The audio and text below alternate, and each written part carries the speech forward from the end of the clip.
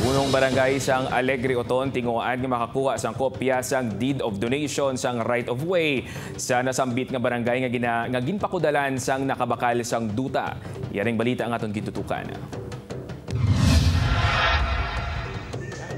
Tuman ang pagbangitanay isang barangay official sang barangay Alegre Oton apang tubtub subong hindi kuno nila makita ang kopya sang deed of donation sang original nga nagkapanag-iya sang duta sa gina-question nga right of way nga ginpakudalan sang bag-o nga tag-iya. Madumduman nga pila ka mga residente kag mga nagkapanag-iya sang resort sa baybay sang barangay ang nagareklamo matapos ginpakudalan sang mga nakabakal sang duta ang nagaisahanon nga dalan padulong sa baybay.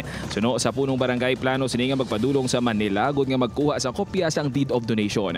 Ati amo na lang na ang wato naton nga dapat aksyonan naton sa madali para at least hindi man magka-problema ida ang mga residente naton labi na sa dito sa area sa may kilid sang baybay. Una naging pahayag sang municipal assessor sang Oton nga ang duta ang ligan nga ginabakal sa mga nagapanag-iya subong. Apang kun may deed of donation sarang kuno nga makwestiyon ang pagpasira sa mga inisang right of way.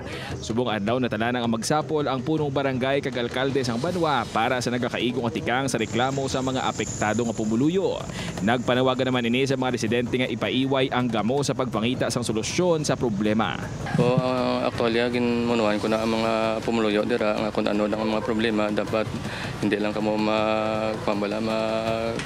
sampakilay bla kung halimbawa maginaway bla kay maka-arise na sa kag makahatag sa inyo problema. Liwat nga gitinguan sang GMA Regional TV 1 Western Visayas nga makuha ang bahin sa matag-iya sang duta apang lunsay mga caretaker nagatubang sa news team kang nagpaiway ang mga ini nga magpa-interview. John Sala para sa GMA Regional TV Early Edition.